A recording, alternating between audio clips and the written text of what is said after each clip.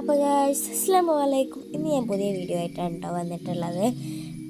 അടിപൊളി കുറച്ച് വലിയ മീൻ കിട്ടിയിട്ടുണ്ട് കേട്ടോ. അത് നമുക്ക് ഫ്രൈ ചെയ്താലോ. ഫസ്റ്റ് ഉപ്പിടാം, കുറച്ച് മുളക് പൊടി ഇടാം, കുറച്ച് മഞ്ഞൾപ്പൊടി ഇടാം കേട്ടോ. മുളക് പൊടി കുറച്ച് തോനെ ഉണ്ടായിക്കോട്ടെ. ഇനി കുറച്ച് തോനെ മഞ്ഞൾപ്പൊടി, കുറച്ച് കുരുമുളക് പൊടി വേണം കേട്ടോ. അതിട്ട് എടുത്തിട്ടുണ്ട്. ഇനി കുറച്ച് ഇതൊന്ന് മസാല കൂട്ടാൻ വേണ്ടിയുള്ള കുറച്ച് ചെറുക്ക വാങ്ങി നോക്കാം. അതുപോലെ തന്നെ എണ്ണ വാങ്ങി എടുക്കുന്നുണ്ട് കേട്ടോ. ഇതിലേക്ക് നാരങ്ങനീര് പിഴിയുന്നുണ്ട്.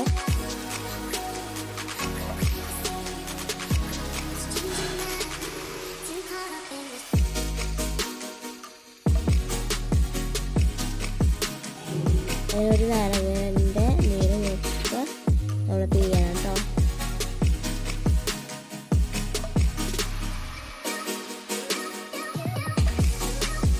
ഇനി ഇത് ഒന്ന് എല്ലാം മിക്സാക്കാം കേട്ടോ.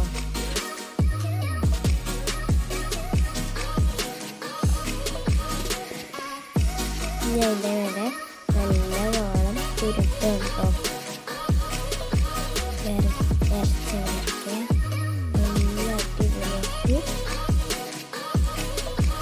വറുട്ടോ. അങ്ങനെ 2 ഭാഗം പുരട്ടിയിട്ടുണ്ട് കേട്ടോ.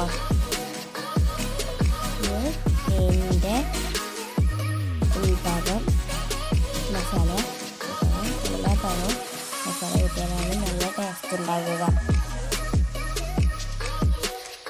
ഈ ഉൾഭാഗം ഫുള്ള് കായം കൊണ്ട് നിറക്കാം കേട്ടോ.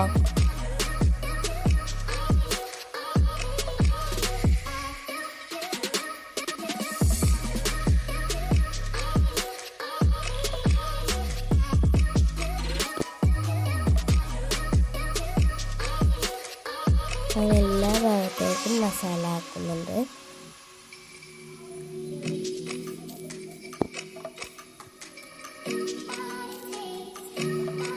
നല്ലോണം പിടിക്കണം കേട്ടോ മസാലയിൽ.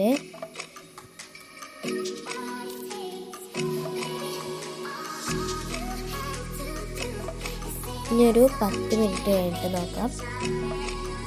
ഞാൻ 10 മിനിറ്റ് കഴിഞ്ഞു. നമുക്ക് ഫ്രൈ ചെയ്തെടുക്കാം കേട്ടോ. ഞാൻ കറിവേപ്പിലൊക്കെ ഇട്ട് ഫ്രൈ ചെയ്യുകയാണ് കേട്ടോ. നമ്മൾ എണ്ണയിലിട്ട് ഫ്രൈ ചെയ്യുന്നത് ലൈറ്റൊക്കെ ഇട്ടിട്ടോ. കറിവേപ്പിലൊക്കെ എൻ്റെ മേലെ ഇട്ട് അലങ്കാരപ്പണി നടത്താം കേട്ടോ. പിന്നെ കുറച്ച് ചെറിയ മീനുകളുണ്ടായിരുന്നു കേട്ടോ. അപ്പോൾ അത് ഞങ്ങൾ പൊരിച്ചെടുത്തു കേട്ടോ.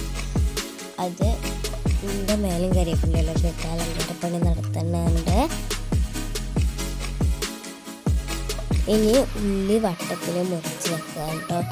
അങ്ങനെ നാരങ്ങയും വെച്ചിട്ട് അടിപൊളി നമ്മൾ കടയിലേക്ക് കിട്ടുന്ന അതേപോലെ ആയിട്ടുണ്ടല്ലേ അലങ്കാരപ്പണികൾ. ഒന്ന് കഴിച്ച് നോക്കാം. നല്ല ടേസ്റ്റ് ഉണ്ട് കേട്ടോ. എല്ലാവർക്കും ഇഷ്ടപ്പെടും. അങ്ങനെ അപ്പോത്തിന് കഴിഞ്ഞ് ലാസ്റ്റ് ഇതാ ഇങ്ങനെയാണ് കേട്ടോ പാത്രം കിട്ടിയിട്ടുള്ളത്. അങ്ങനെ ഫുള്ള് തിന്ന് കഴിഞ്ഞു. നല്ല ടേസ്റ്റ് ഉണ്ടെങ്കിൽ അടിപൊളിയാട്ടോ. എല്ലാവരും ട്രൈ ചെയ്യണം. അപ്പോൾ ടാറ്റ ബൈ, സീ യു.